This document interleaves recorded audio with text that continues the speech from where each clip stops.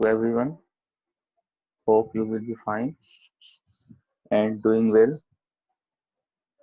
Okay, today we will start our MCQs of first topics, that is our basics mathematics, which includes some basics topics, some basics concepts. No doubt, we have solved the first chapter of Budnik books, which is also involved in these topics. But in view of examinations, uh, I have designed such MCQs handout uh, according to the examination. So it involves some basics topics which are not included in the Budnik mathematics books.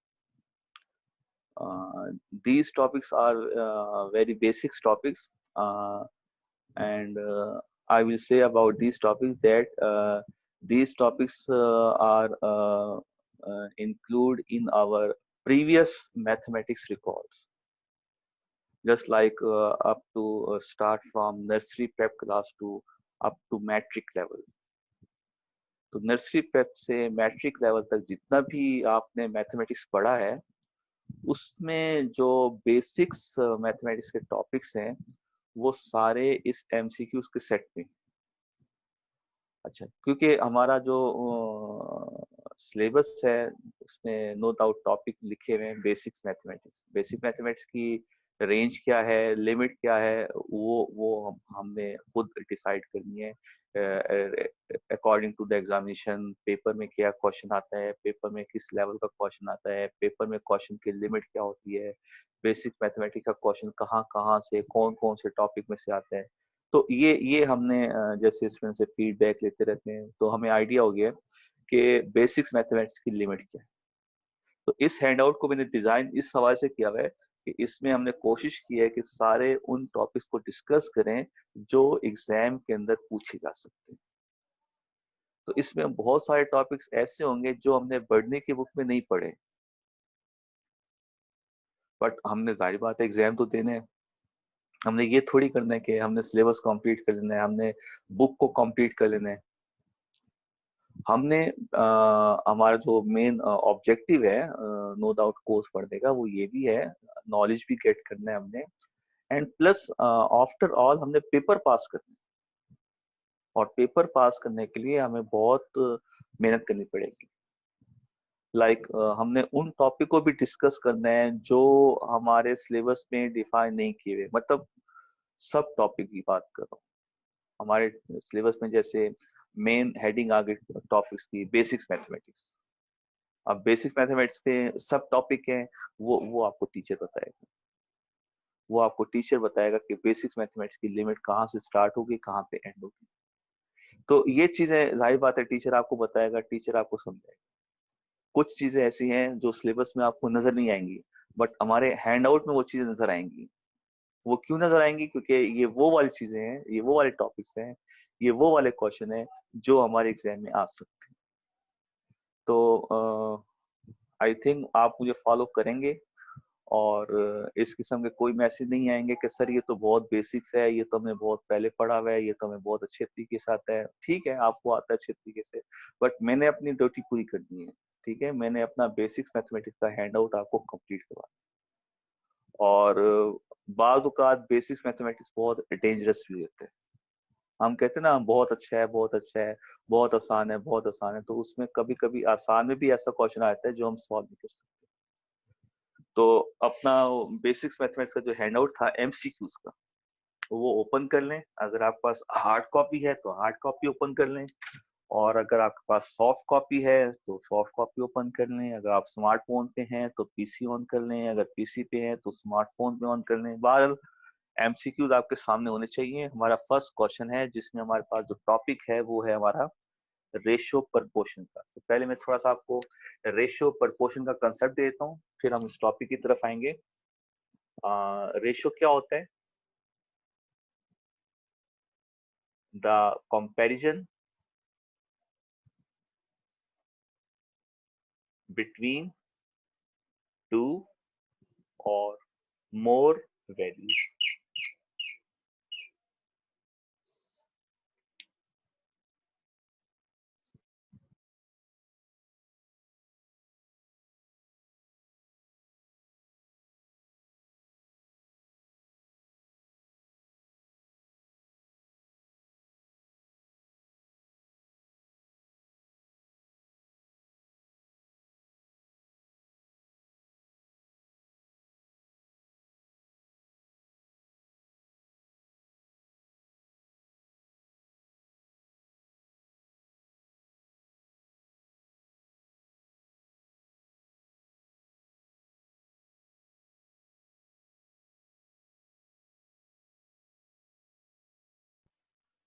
Okay जी, the comparison between two or more values, दो या दो से ज्यादा values के दरमियान जब आप कंपेयर करते हैं उनको आपस में, उनके दरमियान कंपैरिजन को डिफाइन करते हैं, that is called ratio.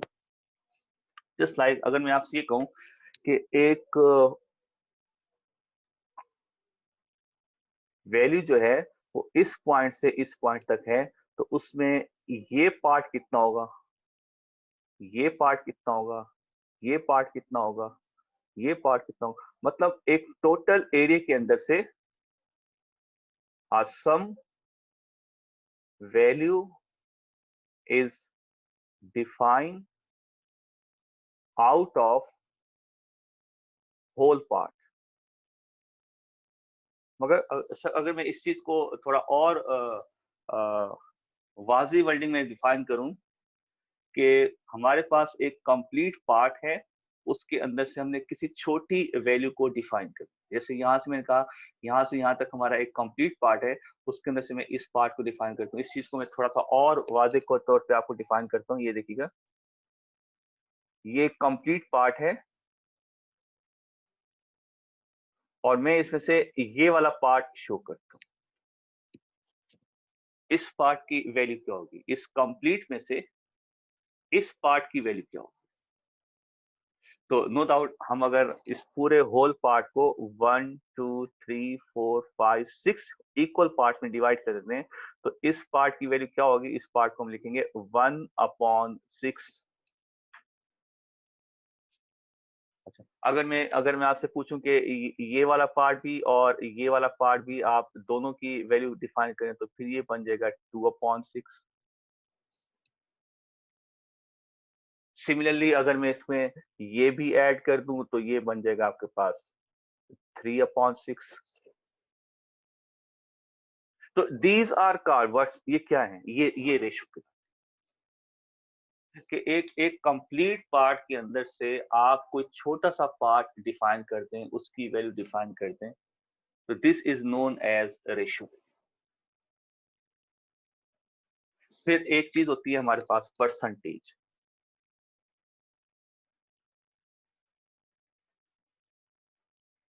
Percentage क्या होता है, ratio value in which denominator का आपको पता होगा, डिनोमिनेटर किसको कहते हैं, जैसे A/B होता है, तो इसको हम डिनोमिनेटर कहते हैं। रेशियो के अंदर जो अपॉन के नीचे वैल्यू होती है, अपॉन के नीचे ये डिनोमिनेटर होता है, ऊपर वाला नोमिनेटर होता है। तो हम डिनोमिनेटर की बात कर रहे हैं, अपॉन के नीचे जो होता है, ratio value in which denominator is taken as 100। देखो रेशियो में हम डिनोमिनेटर में क्या लेते हैं, रेशियो वैल्यू के अंदर हम डिनोमिनेटर में वो वाली वैल्यू उठाते हैं जो आपका कंप्लीट पार्ट होते हैं। जस्ट लाइक 6 पार्ट हैं तो हम डिनोमिनेटर में 6 को लेते हैं। अच्छा, अगर मैं ये टोटल पार्ट 100 कर दूं, 100 इक्वल पार्ट्स कर दूं, तो नो डाउट डिनोमिनेटर में 100 आ जाएगा।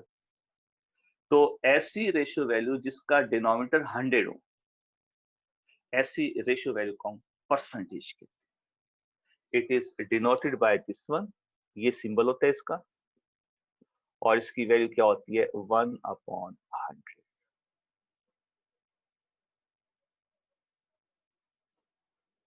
So this is a percentage. Percentage क्या होता है? एक ऐसी रेशियो वैल्यू जिसको आप अगर टोटल पार्ट में डिफाइन कर रहे हैं तो टोटल पार्ट 6 नहीं होंगे, टोटल पार्ट उसकी 100 होंगे। आप 100 के अंदर से कोई एक वैल्यू डिफाइन करें, वो फर्स्ट बॉक्स भी हो सकता है, वो 2 बॉक्स भी हो सकते हैं, वो 3 बॉक्स भी हो सकते हैं, वो 10 बॉक्स भी हो सकते हैं। 100 में से हम टोटल पार्ट्स को 100 में डिवाइड करते हैं। तो ऐसा रेशियो जिसका डिनोमिनेटर 100 हो, डिनोमिनेटर में हम टोटल पार्ट्स को डिफाइन करते हैं, जिसका डिनोमिनेटर 100 होता है उसको हम परसेंटेज कहते हैं। परसेंटेज का ये सिंबल होता है, कैलकुलेटर के अंदर भी होता है, इसको अगर हम प्रेस करेंगे तो इसका मतलब ये होगा। तो अगर हमने किसी भी सिंपल वैल्यू को परसेंटेज में लिखना हो तो फिर हम क्या काम करते हैं, उस वैल्यू को सिंपल परसेंटेज वाली वैल्यू के साथ मल्टीप्लाई कर देते हैं, 2/100, ये बन जाता है 0.02। अगर हम किसी वैल्यू को, सिंपल वैल्यू को परसेंटेज में लिखना चाहें तो क्या करेंगे, हम उस वैल्यू को परसेंटेज के साथ मल्टीप्लाई कर देंगे। मल्टीप्लाई का मतलब क्या हो गया, 2 इंटू 1/100। जब हम इसको मल्टीप्लाई करेंगे ये बन जाएगा 2/100, ये बन जाएगा 0.02। और अगर हम 0.02 इसको सिंपल नंबर के अंदर लाना चाहें, मतलब ये तो हमने परसेंटेज निकाल लिया ना इसका, अब हम इसको रिवर्स करना चाह रहे हैं, इसकी ओरिजिनल वैल्यू की तरफ लाना चाह रहे हैं, तो फिर हम अब इसको 100 से मल्टीप्लाई नहीं करेंगे, अब हम इसका परसेंटेज खत्म करेंगे। परसेंटेज खत्म करने का मतलब क्या है, अब हम इसको 100 से मल्टीप्लाई करेंगे।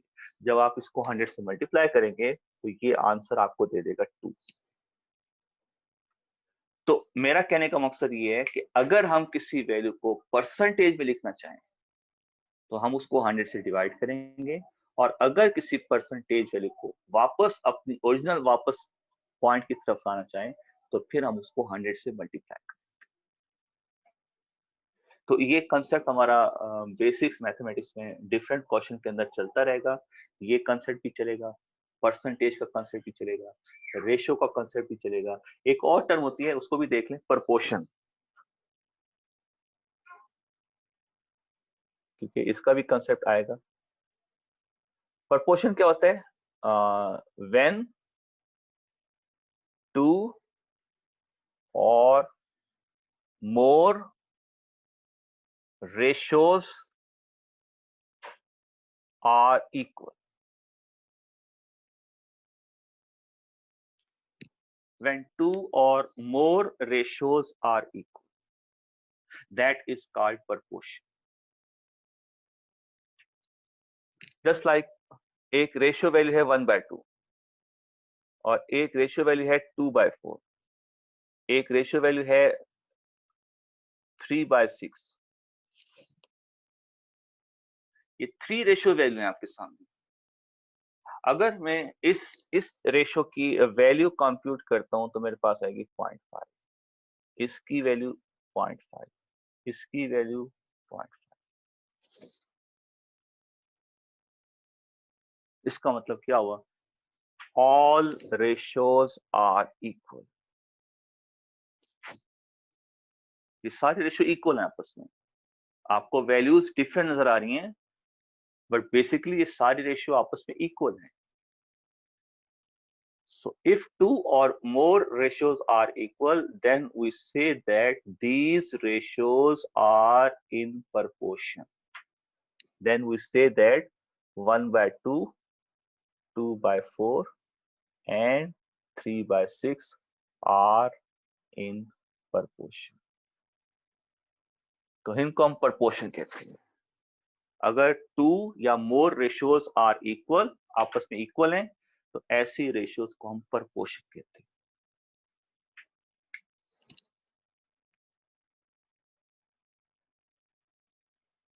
अगर कोई रेशियो आपके सामने लिखी हुई है A/B, तो इसको हम इस तरह से भी लिख सकते हैं A/B। ये रेशियो का सिंबल है, अगर a अपॉन बी लिखा हुआ हो तो हम उसको a रेशियो b लिख सकते हैं, और अगर a रेशियो b लिखा हुआ हो हम उसको a अपॉन b भी लिख सकते हैं। मतलब ये लिखा हो तो ये लिख सकते हैं, ये लिखा हो तो ये लिख सकते हैं। अच्छा, अगर b अपॉन a है तो फिर नो डाउट उसको हम लिखेंगे b रेशियो a। तो a रेशियो b का मतलब होगा डिनोमिनेटर b है, और b रेशियो a का मतलब होगा डिनोमिनेटर a है। सिमिलरली अगर प्रपोर्शन की हम बात करते हैं, अगर दो रेशियो हैं a ratio b and c ratio d, अगर ये दो रेशियो आपस में इक्वल हैं तो हम इस चीज को इस तरह से भी लिख सकते हैं, a रेशियो b प्रपोर्शन का मतलब होता है डबल रेशियो।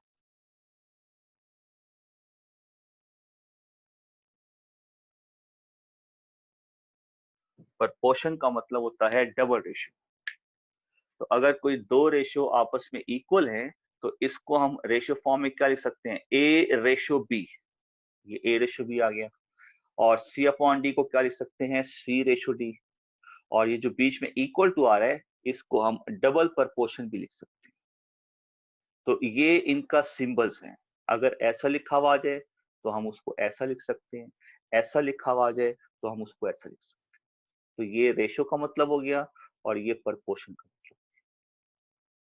ओके जी, ये हमारा एक छोटा सा इंट्रोडक्शन था रेशियो प्रपोर्शन का, क्योंकि नो डाउट हम इसके अबाउट जो है कुछ एक्सरसाइज में क्वेश्चन सॉल्व करने जा रहे हैं। तो हमें पता होना चाहिए रेशियो क्या होता है, प्रपोर्शन क्या होता है, परसेंटेज क्या होता है, एंड सो ऑन। इन चीजों का हमें पता होना चाहिए।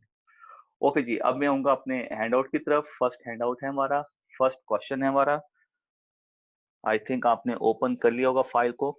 Choose the best answer for the following. ठीक है, फर्स्ट क्वेश्चन हमारा, if x ratio y is equal to 3 ratio 4।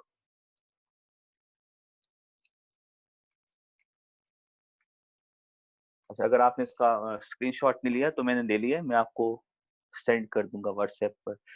First question हमारा, x ratio y is equal to 3 ratio 4। Given क्या है हमारे पास,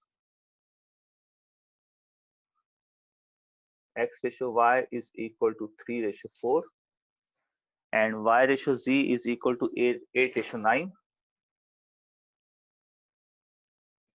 और उसको आपसे पूछ रहे x रेशियो z की वैल्यू। तो इस टाइप के क्वेश्चन जो है उनको सॉल्व करने के लिए, अगर हमारे पास कोई दो रेशियोज गिवन हो और हमने एक थर्ड नई रेशियो की वैल्यू कंप्यूट करनी हो, तो फर्स्ट ऑफ ऑल हमारे पास जो रेशियोज गिवन होती हैं हम उसमें ये देखते हैं कि कौन सी वैल्यू ऐसी है जो दोनों में कॉमन है।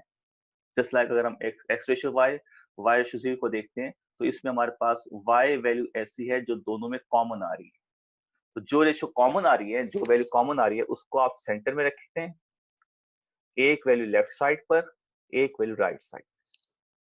जो कॉमन है दोनों में, जो दोनों में एग्जिस्ट कर रही है उसको सेंटर, और बाकी जो x है और z है उसको एक लेफ्ट साइड पे रख दें, एक राइट साइड पे।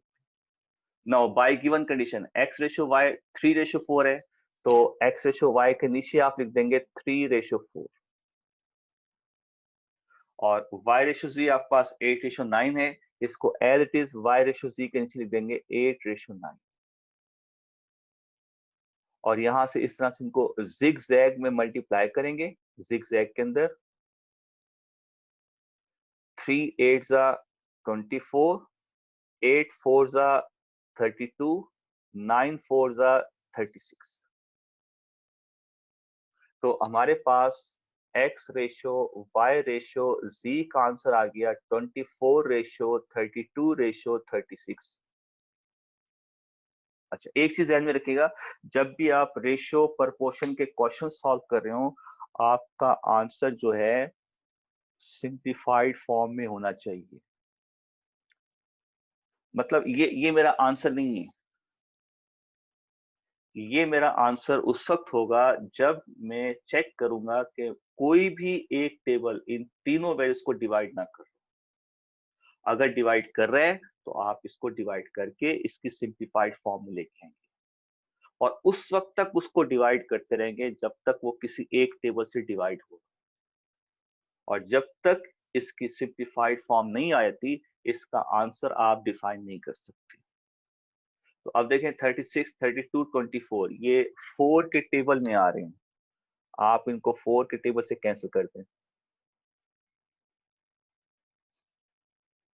अब देखें 6, 8, 9 जो है वो किसी एक टेबल में नहीं आते, तो ये इसकी सिंप्लीफाइड फॉर्म हो गई। अच्छा, अगर वो क्वेश्चन में आपसे ये पूछता है ये वैल्यूज गिवन है, आप इसकी वैल्यू कंप्यूट करें, तो दैट इज योर आंसर। मगर उसने क्या पूछा है, x रेशो z का आंसर, तो x और z को उठा लें, x रेशो z, तो x की वैल्यू 6 है और z की वैल्यू 9 है।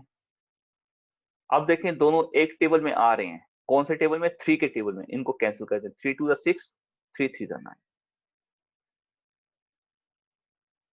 So this is your simplified form of x ratio z। इसको हम यूं भी लिख सकते हैं, x upon z is equal to 2/3, इसको ऐसा भी लिखा जा सकता है। So this is your answer, x ratio z का आंसर उसने पूछा था, तो ये आपका आंसर। ऑप्शन देख लें, इसका आंसर कहां पे आपको नजर आ रहा है, 2:3, ये ऑप्शन आपका डी होगी।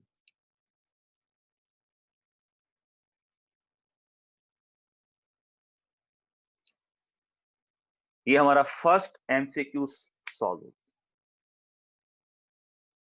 मैंने कोशिश की है कि हर स्टेप को वाज़ेह तौर पे आपको डिफाइन करूं, बट ये चीज ऐसी है, ये टॉपिक ऐसा है जो हम बहुत पहले पढ़ चुके हैं, ठीक है। अब हम इसको दोबारा रिवाइज कर रहे हैं, और क्यों कर रहे हैं, क्योंकि एग्जाम में ऐसे क्वेश्चन आते हैं, ठीक है। एग्जाम में ऐसे क्वेश्चन आते हैं, हमें करना पड़ेगा ऐसे। बहुत बेसिक है, बहुत बेसिक है, मुझे पता है बहुत बेसिक है, बट करना पड़ेगा, रिवाइज करना पड़ेगा हमें।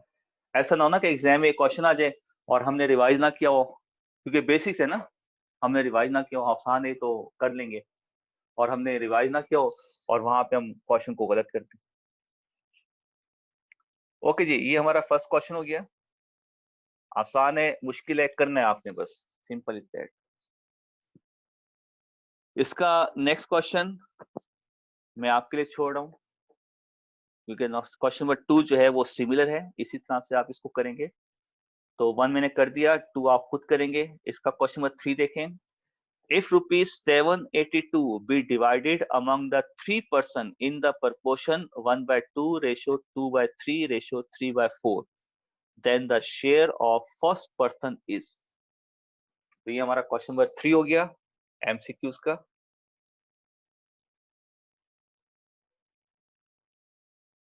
एमसीक्यूज का क्वेश्चन नंबर 3 हो गया हमारे पास। हमारे पास एक अमाउंट गिवन है, अमाउंट हमारे पास गिवन है जिसको हमने डिवाइड करना है 3 पर्सन में। वो अमाउंट है 782। हमने इस अमाउंट को 3 पर्सन में डिवाइड करना है, और 3 पर्सन की जो रेशियो है वो उसने आपको दी है 1/2 रेशियो 2/3 रेशियो 3/4। एक अमाउंट है, हमने उसको 3 पर्सन में डिवाइड करना है, उन 3 पर्सन की रेशियो दी है। अब 3 पर्सन की रेशियो का क्या मतलब है, ये रेशियो क्या डिफाइन कर रही है, ये रेशियो ये डिफाइन कर रही है कि कोई एक पूरा एक कंप्लीट एरिया है, एक पूरी कंप्लीट इन्वेस्टमेंट है, उसके अंदर फर्स्ट पर्सन का इतना शेयर है, सेकंड पर्सन का उसमें इतना शेयर है, थर्ड पर्सन का उसमें इतना शेयर है। उस इन्वेस्टमेंट से सपोज इतना प्रॉफिट उनको मिला है, तो इस प्रॉफिट को इन 3 पर्सन के अंदर डिवाइड करना। मतलब एक इन्वेस्टमेंट है, पूरा एरिया है, उसके अंदर 3 पर्सन का जो पार्ट बन रहा है, रेशियो बन रहा है, वो गिवन है। आपने 782 को इन तीनों में डिवाइड करना है रिगार्डिंग टू देयर रेशियोज। उनकी जो भी रेशियोज हैं, उनका जो भी हिस्सा बनता है आपने उसके रिस्पेक्ट से 782 को उन तीनों में डिवाइड करना। इसके लिए हमारे पास फार्मूला क्या होता है?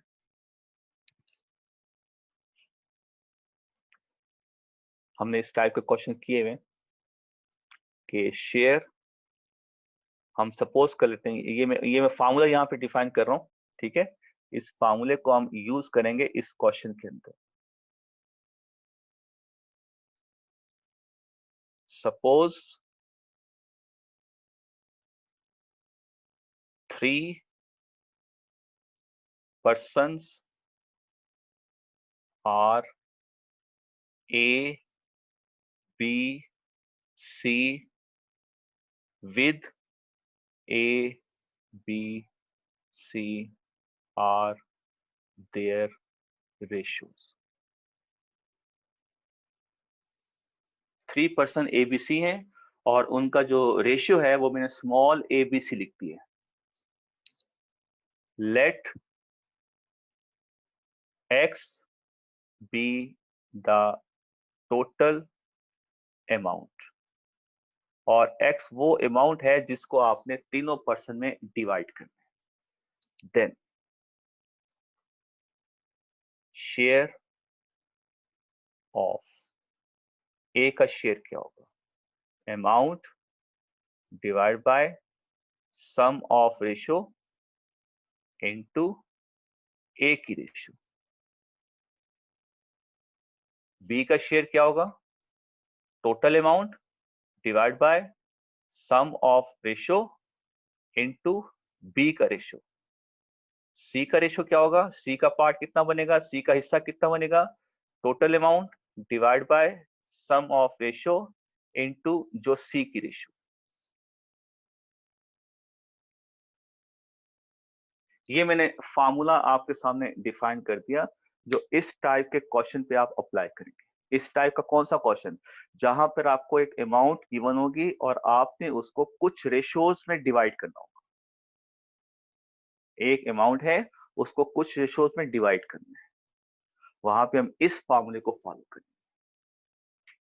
Now according to the this formula,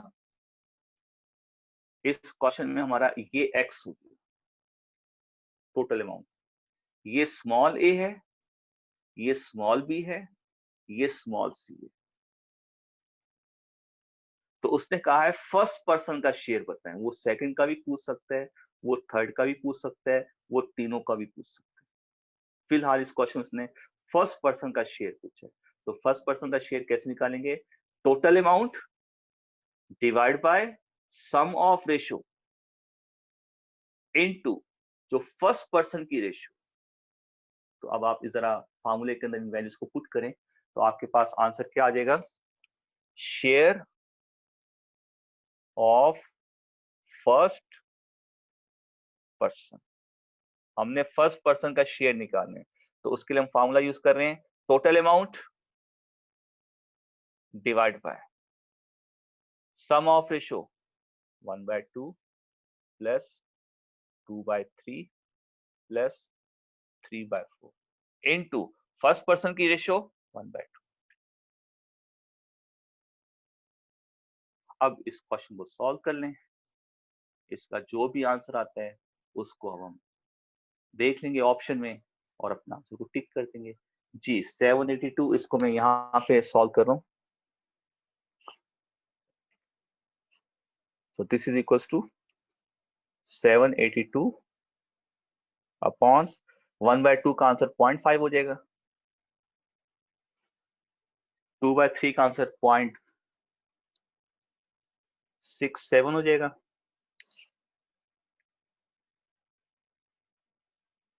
और 3/4 का आंसर 0.75 हो जाएगा।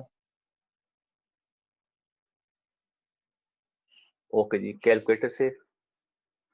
अच्छा, एमसीक्यू सॉल्व करते हुए कैलकुलेटर भी अपने पास रखना है आपने, ठीक है, मैंने भी रखा हुआ है, आप भी रखें अपने पास। फर्स्ट ऑफ ऑल हम डेसिमल वाले पॉइंट्स को ऐड कर देते हैं। 0.5 प्लस 0.067 67.67 प्लस 0.75, तो इसका सम जो है वो आपके पास आ गया 1.92। आप भी अपने तौर पर चेक करते रहेंगे, अगर कोई मैंने मिस्टेक की है तो आप मुझे बता देंगे।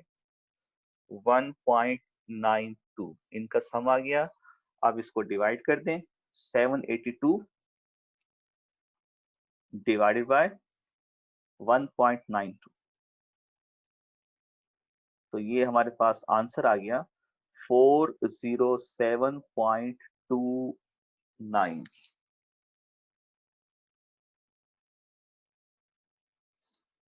ये फर्स्ट पर्सन का हमारे पास शेयर आ गया। तो फर्स्ट पर्सन का शेयर जो है ये हमारे पास ऑप्शन में गिवन नहीं है, तो हम नन को टिक कर देंगे।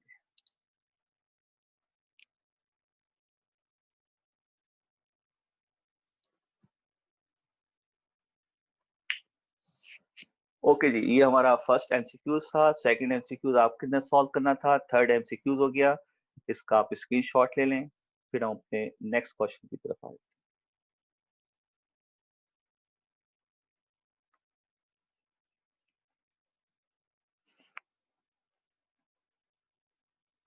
इसी तरह से हम इस क्वेश्चन में सेकंड पर्सन का भी शेयर निकाल सकते हैं, थर्ड पर्सन का भी शेयर निकाल सकते हैं। अच्छा, इसको हमने 0.5 से मल्टीप्लाई भी करना, सॉरी सॉरी, इसको हमने 0.5 से मल्टीप्लाई भी करना था।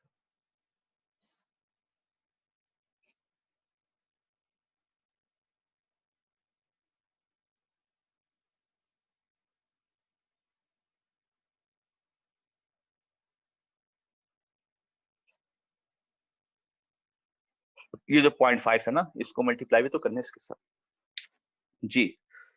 407.29 मल्टीप्लाई बाय 0.5, तो ये आंसर आपके पास आ रहा है 203.65।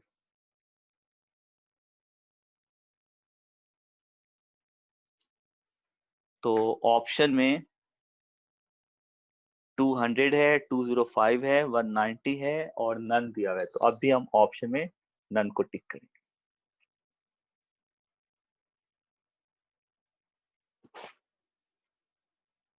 इसका आप दोबारा स्क्रीनशॉट ले लें, पहले वाले को कैंसिल कर देना, ये स्क्रीनशॉट ले। ओके जी, नेक्स्ट क्वेश्चन, क्वेश्चन नंबर 4 है आपके पास।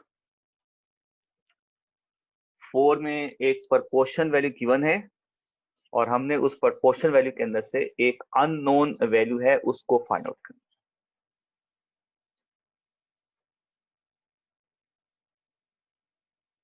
ओके जी, हमारे पास गिवन है 5:7,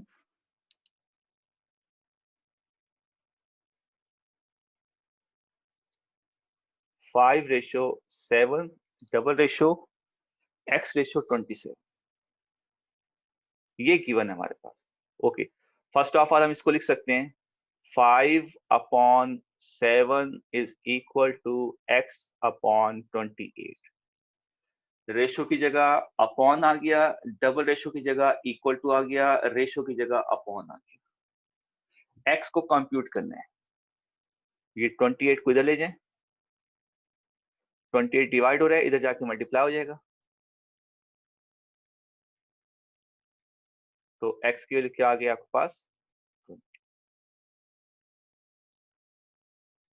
तो इसका ऑप्शन देख लें, option A.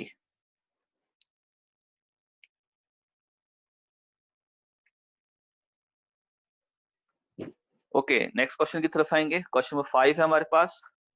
What is the value of x plus y upon x minus Y.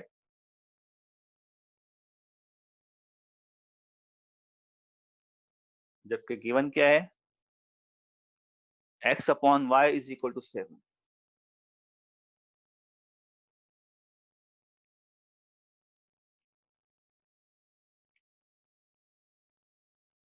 ये वैल्यू गिवन है हमारे पास और इसकी वैल्यू फाइंड आउट करनी है। अच्छा, x upon y is equal to 7 है, तो ये आपको इस तरह से भी लिखा हुआ आ सकता है, x ratio y is equal to 7, मतलब इस चीज को वो क्वेश्चन में ऐसे भी लिखा हुआ दे सकता है आपको, x ratio y is equal to 7, x upon y is equal to 7, meaning दोनों के सेम है, मैंने आपको बताया। ओके, वो इसकी वैल्यू पूछ रहे हैं, वो आपसे क्वेश्चन के अंदर ये भी पूछ सकता है x plus y ratio x minus y किसके इक्वल होगा। इसका मतलब ये होता है, इसका मतलब ये होता है। तो एमसीक्यूज है ना, एग्जामिनर अपने क्वेश्चन को चेंज करके लिख सकते हैं, रेशियो फॉर्म में लिखते वो क्वेश्चन को लिख सकते हैं वो। ओके जी, जो वैल्यू गिवन है उसमें से आप किसी एक वेरिएबल की वैल्यू निकालें, या एक्स की या वाई की, उसको इसमें उठा के पुट कर दें और इसको सॉल्व कर लें, आपके पास इसका आंसर आ जाएगा। तो फ्रॉम दिस वन, यहां से मैं x की वैल्यू अगर निकालता हूं तो ये y जो डिवाइड हो रहा है इधर जाके मल्टीप्लाई हो जाएगा, तो x की वैल्यू क्या आ जाएगी 7y, x upon y is equal to 7, then x की वैल्यू क्या हो जाएगी 7y। इसको अब आप इसमें पुट कर दें। Now x plus y upon x minus y is equal to 7y plus y upon 7y minus y. So that is equals to 8y upon 6y. y आपका कैंसिल हो गया, 8 अपॉन 6 आ गया, इसको आप टेबल से divide कर दें, x plus y upon x minus y का आंसर आपके पास आ गया 4 अपॉन 3। इसको आप इस तरह से भी लिख सकते हैं, ratio x minus y is equal to 4:3। इसको आप इस तरह से भी लिख सकते हैं। ऑप्शन चेक कर लें, 4/3 ऑप्शन बी हो गया।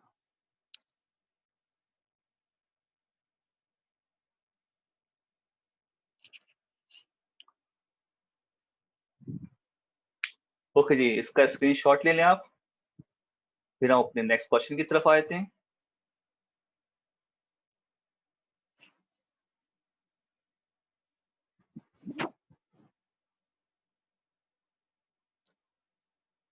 ओके, नेक्स्ट क्वेश्चन हमारा 6 हो गया।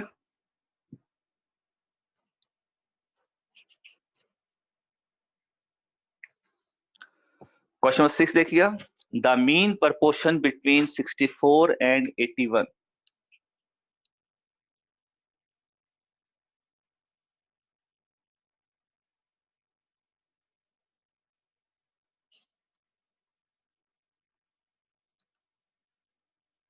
बिटवीन 64 एंड 81, तो मीन प्रपोर्शन क्या होता है, इसको हम अभी तो एज अ फार्मूला इसको जो है वो लिखकर इसको सॉल्व कर लेंगे।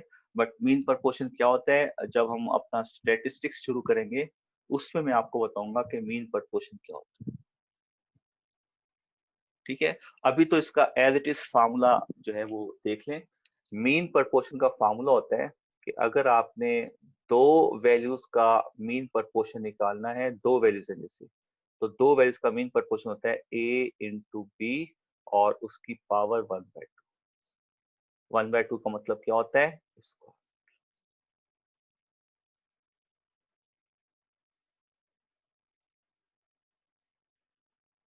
ये मीन प्रपोर्शन का फॉर्मूला होता है। अच्छा, वो यहाँ पे तीन वैल्यूज भी दे सकते हैं, थ्री वैल्यूज का मीन प्रपोर्शन होता है, फोर वैल्यूज का मीन प्रपोर्शन होता है। तो जितनी वैल्यूज होंगी उनको हम एज इट इज मल्टीप्लाई करेंगे और फिर बाहर उसकी पावर 1 करके उतने पॉइंट लिखते हैं। क्योंकि फिलहाल हमारे पास दो वैल्यूज हैं, तो हमने दोनों को मल्टीप्लाई करना है और बाहर पावर 1/2 ले ली। 1/2 का मतलब स्क्वायर रूट होता है। तो ये मीन प्रपोर्शन का फॉर्मूला हो गया दो वैल्यूज का। तो इसको हम मजीद स्टेट्स के अंदर डिफाइन करेंगे कि अगर हमारे पास थ्री वैल्यूज आ जाएं, फोर वैल्यूज आ जाएं, फाइव वैल्यूज आ जाएं, तो फिर हम उसका फॉर्मूला कैसे डिफाइन करेंगे, ये फिर हम स्टेट्स में पढ़ेंगे। तो अभी फिलहाल आप दो वैल्यूज का मीन प्रपोर्शन का फॉर्मूला लिखा हुआ है, इसको देख लें। अब आप इसमें वैल्यूज पुट कर दें। Mean proportion is equal to 64 into 81 का स्क्वायर। 64 का स्क्वायर 8 होता है, 81 का 9 होता है, 8 9 का 72। ऑप्शन देख लें कहा है आपको, B option.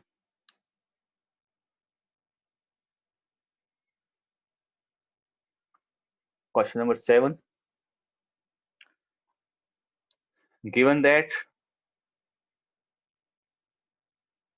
5x plus 1, 5x minus 1 is equal to 26, so what is the value of x?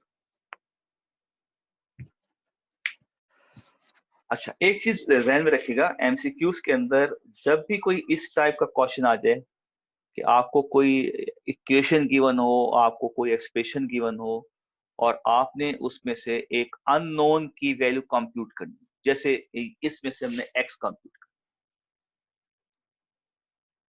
मतलब इसमें तो कोई ऐसा केस नहीं है ना कि हमने एक्स की वैल्यू को कंप्यूट करना हो, इसमें कोई ऐसा केस नहीं था हमने एक्स की वैल्यू कंप्यूट करनी हो। ये क्वेश्चन ऐसा आया है जिसमें हमारे पास कोई इक्वेशन है, उसमें एक अननोन है एक्स, उसको आपने फाइंड आउट करना। मतलब इसका इसका इसका क्या मतलब हुआ कि हम एक्स की जगह यहां पर और यहां पर कौन सा पॉइंट पुट करें जिससे इसको और इसको सॉल्व करके इनको ऐड करके उसका आंसर ये आ जाए। मतलब एक्स क्या होगा, मतलब एक्स यहाँ पे 0 है या 1 है या 2 है या -1 है, जो भी है वो हमने चेक। तो इस टाइप के क्वेश्चन को ना हम फिर कंप्लीट सॉल्व करने से ना अवॉइड करते हैं, क्योंकि जब आप इसको कंप्लीटली सॉल्व करेंगे ना ये क्वेश्चन बहुत लेंथी हो जाएगा। फिर हम क्या करते हैं, हम अपने उठाते हैं ऑप्शन। ऑप्शन में जैसे लिखा हुआ है, ए ऑप्शन 0 लिखा हुआ है, बी ऑप्शन में 5 लिखा हुआ है, सी ऑप्शन में 1 लिखा हुआ है, डी ऑप्शन में नन लिखा हुआ है। तो हम ऑप्शन उठा के वन बाय वन पहले ए ऑप्शन यहाँ पे पुट करेंगे, फिर बी ऑप्शन पुट करेंगे, फिर सी ऑप्शन पुट करेंगे। कैलकुलेटर हमारे हाथ में होगा, हम यहाँ पे एक्स को 0 रख के इसको इसमें ऐड करके इसका आंसर चेक कर, हम यहाँ पे एक्स को 1 रखकर इसको इसमें ऐड करके इसको चेक कर, हम यहाँ पे एक्स की जगह 5 रख के इसको इसमें ऐड करके इसको चेक कर। तो जो ऑप्शन हमें फिट होता हुआ नजर आएगा ना हम उसको टिक कर देंगे। जैसे अगर मैं कहूं कि मैं अगर यहाँ पर x को 1 पुट करता हूं इसमें, तो देखो मेरे पास आंसर क्या आ जाएगा, 5 1 plus 1 plus 5 1 minus 1 is equal to 26। 5 की पावर 2 हो गया, 5 की पावर 0 हो गया, 5 की पावर 2 25 होता है, 5 की पावर 0 1 होता है। आप देखें 26 इक्वल टू 26 आ गया। ऑप्शन में जाएं, जहां पे x1 लिखा हुआ है उसको टिक कर दें। तो x1 कौन सा ऑप्शन में लिखा हुआ है, सी में, तो ऑप्शन सी इसका आंसर हो गया। हमारा क्वेश्चन सॉल्व हो गया।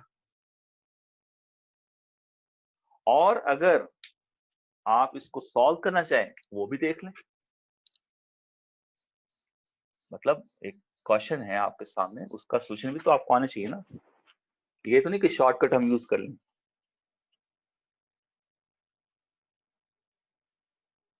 अब देखिए कितना लेंथी क्वेश्चन बनता है। ओके जी, इसको आप फर्स्ट ऑफ ऑल ब्रेक करते हैं, 5x 5 1, 5x 5 -1 लिख सकते हैं ऐसा। हमने इसको ब्रेकआउट कर दिया, जब बेस सेम होते हैं पावरें उनकी ऐड हो जाती हैं, बेस सेम है पावरें उनकी ऐड हो जाएंगी, मैंने उनको ब्रेक करके लिख दिया। 5x को कॉमन निकाल लें, अंदर आ जाएगा 5 की पावर 1 प्लस 5 की पावर -1, 5x 5 की पावर 1 5 होता है, 5 पावर -1 का होता है 1/5 होता है ये। इसका जरा एलसीएम ले लें, 25 प्लस 1/5, 25 प्लस 1 क्या होता है 26, 26 बोथ और साइड कैंसिल हो गया, 5 को उधर ले जाएं, मल्टीप्लाई हो जाएगा।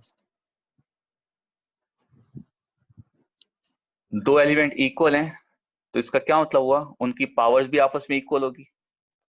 तो this implies x is equal to 1।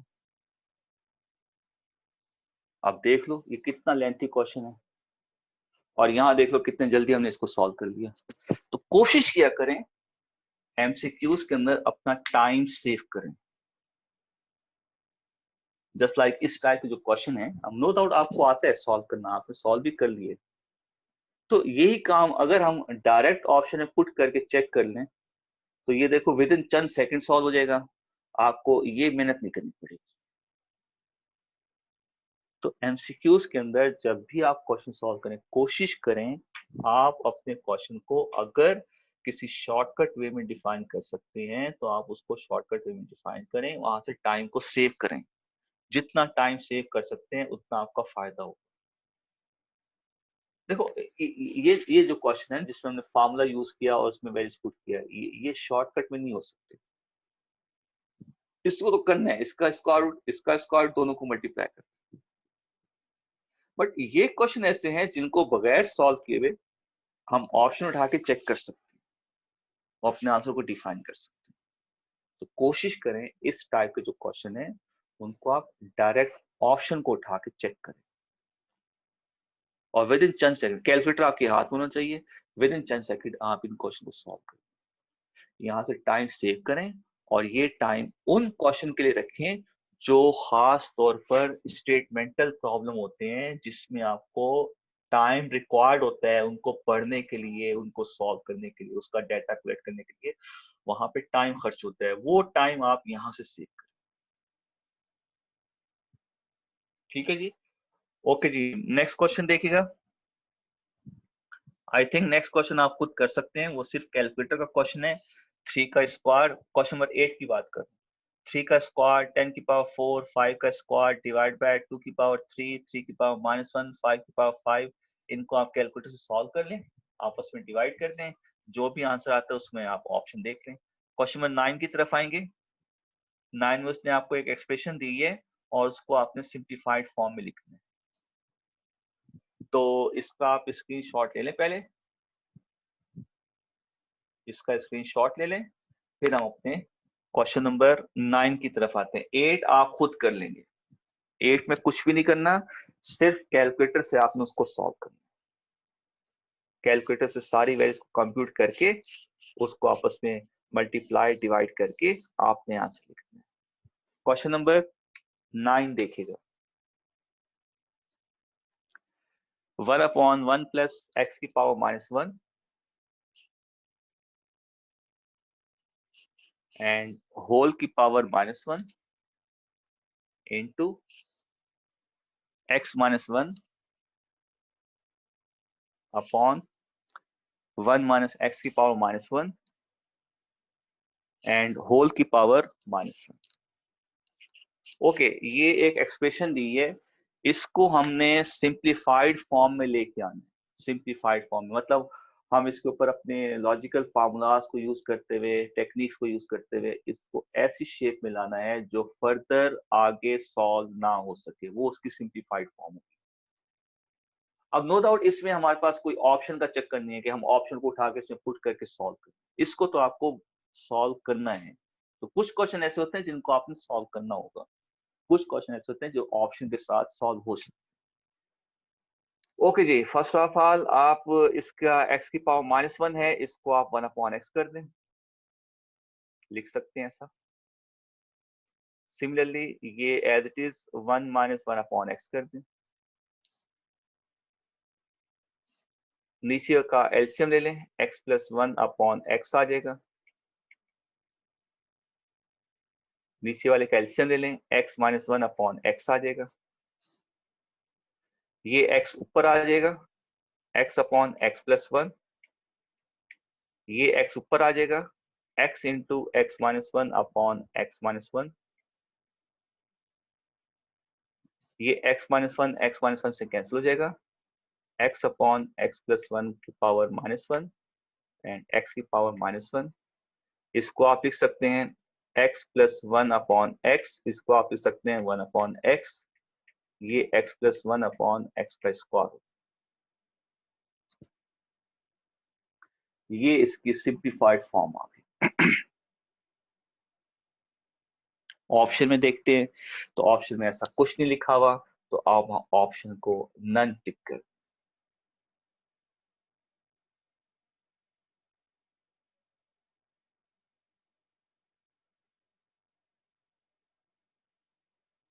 अच्छा, आज थोड़ा हमारा टाइम एंड हो गया है। ये जो भी मैंने यहाँ पे टेक्निक यूज की है, छोटे छोटे फॉर्मूले यूज किए हैं, यहाँ पे भी मैंने छोटे छोटे फॉर्मूले यूज किए, तो इनको हम एक्सपोनेंशियल रूल्स कहते हैं। तो ये एक्सपोनेंशियल रूल्स मेरे पास अभी टाइम जो है वो एंडिंग की तरफ चल रहा है, तो इंशाल्लाह मैं फिर नेक्स्ट क्लास में, जो आज के दिन हमारी क्लास होगी सैटरडे को, उसमें मैं पहले सारे फार्मूला लिख लूंगा इसके, फिर हम नेक्स्ट क्वेश्चन की तरफ आ जाएंगे। तो नेक्स्ट क्लास में जो है कोशिश करूंगा मुझे याद रह जाए, नेक्स्ट क्वेश्चन में मैं सारे ये फार्मूले लिख दूंगा आपके, या ऐसा करूंगा कि इनके सारे फार्मूलाज जो है ना मैं आपको व्हाट्सएप पे सेंड कर दूंगा, लिख कर व्हाट्सएप पे सेंड कर दूंगा, ताकि आप उनको देखकर प्रैक्टिस कर सकें। ऐसा कर लेंगे, टाइम हम सेव कर लेते हैं। मैं इसके सारे फार्मूले आपको व्हाट्सएप पे सेंड कर दूंगा, जो फार्मूले मैंने यहाँ पे यूज किए हैं, जो फार्मूले मैंने यहाँ पे यूज किए हैं, वो सारे फार्मूले मैं आपको व्हाट्सएप पे सेंड कर सकता हूँ। वो सारे फार्मूले कोई मुश्किल नहीं है, वही फार्मूले हैं जो हमने पढ़े हैं। ठीक है, कुछ स्टूडेंट को हो सकता है मुश्किल हो रही हो इन क्वेश्चन को सॉल्व करते हुए, तो उनके लिए मैं बात कर रहा हूँ। कुछ स्टूडेंट को तो मुश्किल नहीं होगी, ठीक है, जिनका बैकग्राउंड मैथमेटिक्स है, जो इंजीनियरिंग साइड से मैथमेटिक्स करके आ रहे हैं, तो उनके लिए तो मुश्किल नहीं है ये, उनके लिए तो ये काम आसान है। जो कॉमर्स साइड से मैथमेटिक्स पढ़ के आ रहे हैं, उनका मैथ थोड़ा सा जो है वो इतना स्ट्रांग नहीं होता, तो उनको ये थोड़ा सा मुश्किल हो रहा होगा। तो इंशाल्लाह मैं नेक्स्ट क्लास में जो है, बल्कि व्हाट्सएप पर मैं आपको फार्मूला सेंड कर दूंगा, और फिर उसके बारे में कोई भी आपको कोई प्रॉब्लम हो, तो आप व्हाट्सएप पे ही मुझे पूछ सकते हैं मुझसे। तो क्वेश्चन नंबर 9 था, और क्वेश्चन नंबर 10 आप इसी तरह से देखेंगे। ठीक है, तो 10 तक आपने मुझे बता दें। 10 तक अगर कोई एमसीक्यूज में कोई भी प्रॉब्लम हो, आप मुझे व्हाट्सएप करके पूछ सकते हैं। मतलब 10 तक आपने सॉल्व कर। ठीक है, आगे करना चाहें बिल्कुल, आपके सामने पूरा हैंडआउट पड़ा हुआ है, आगे करना चाहें आप बिल्कुल करें। जो जो आप कर सकते हैं उनको सॉल्व कर लें, जो जो नहीं कर सकते उनको छोड़ दें। जब मैं सॉल्व करूंगा तो उसमें आप देख लीजिएगा कि उनके सोल्यूशन क्या है। अगर आप प्रैक्टिस करना चाहें बिल्कुल करें। ठीक है, वैसे जो मैंने आपको ऑफिशियली करवाए हैं क्वेश्चन नंबर 10 तक, तो क्वेश्चन नंबर 10 तक तो आपने लाजमी कर। ठीक है जी, 10 के आगे आपको टाइम मिले तो आप सॉल्व करें। तो ये हमारे एमसीक्यूज थे, जैसे मैंने कहा था कि वीक में हम एक दिन एमसीक्यूज के लिए रखें। तो आज हमने फर्स्ट चैप्टर के एमसीक्यू स्टार्ट किए हैं। अब नेक्स्ट वीक में क्या होगा, थर्सडे फ्राइडे हम चैप्टर 2 को पढ़ेंगे, पढ़ने की बुक में से उसकी एक्सरसाइज सॉल्व करेंगे। और आज के दिन सैटरडे वाले दिन हम इसी हैंड आउट को क्वेश्चन नंबर 11 से ऑनवर्ड करें। ठीक है जी, अब हम जरा आपके क्वेश्चन आंसर की तरफ आते हैं।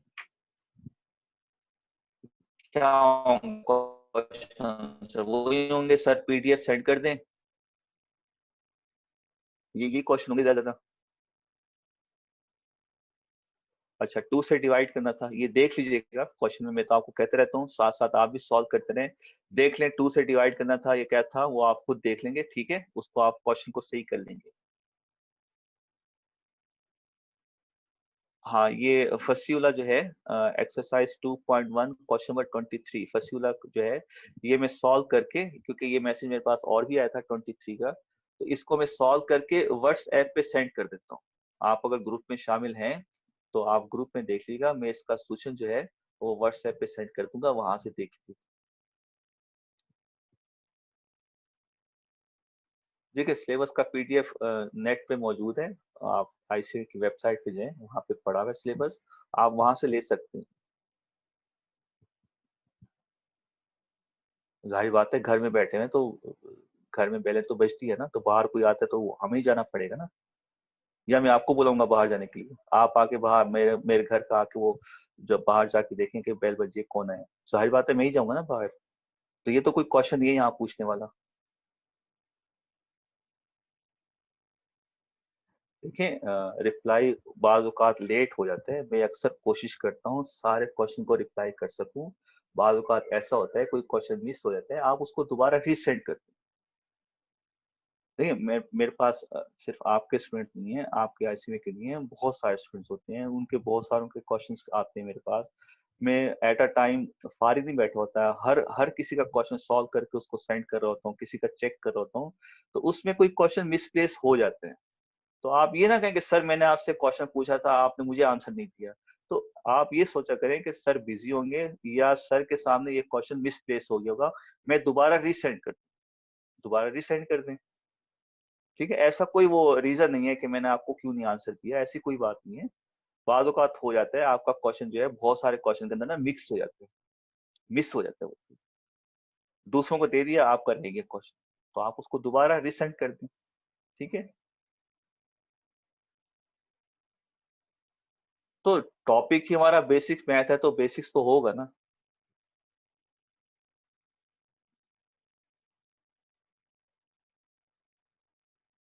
तो बेसिक है तो नहीं पढ़ो ना, आप क्यों पढ़ रहे हो?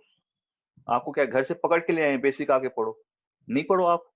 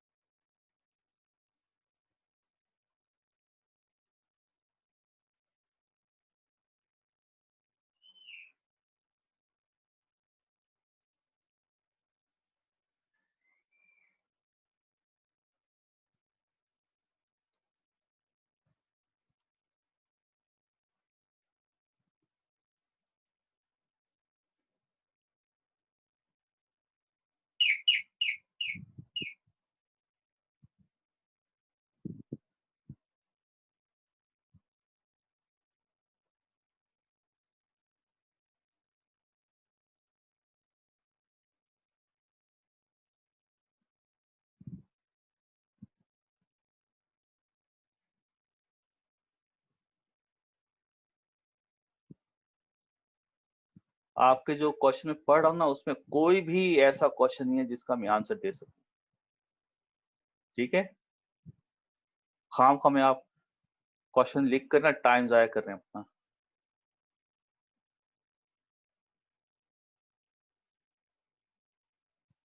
आप जरा बता दें बढ़ने की बुक में कितने चैप्टर करने हैं, ये क्वेश्चन पूछने वाला है आपका। कोई रेलेवेंट क्वेश्चन पूछो, अपने टाइम को सेव करो। ये क्वेश्चन पूछो सर बढ़ने के बुक के कितने चैप्टर करने हैं।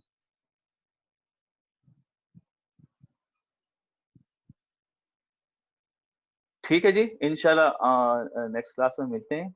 और जैसे मैंने बताया 10 तक आपने करने हैं सॉल्व, इनको कीजिएगा, कंप्लीट कर लीजिएगा, अगर टाइम मिले तो आगे भी कंप्लीट कर लीजिएगा। इंशाल्लाह नेक्स्ट वीक में थर्सडे फ्राइडे हम बढ़ने की बुक में से चैप्टर 2 करेंगे, और फिर सैटरडे वाले दिन हम यही एमसीक्यू यहीं से दोबारा रिवाइज उसको दोबारा सॉल्व करेंगे। ठीक है जी, अपना ख्याल रखिएगा। ओके, अल्लाह हाफिज।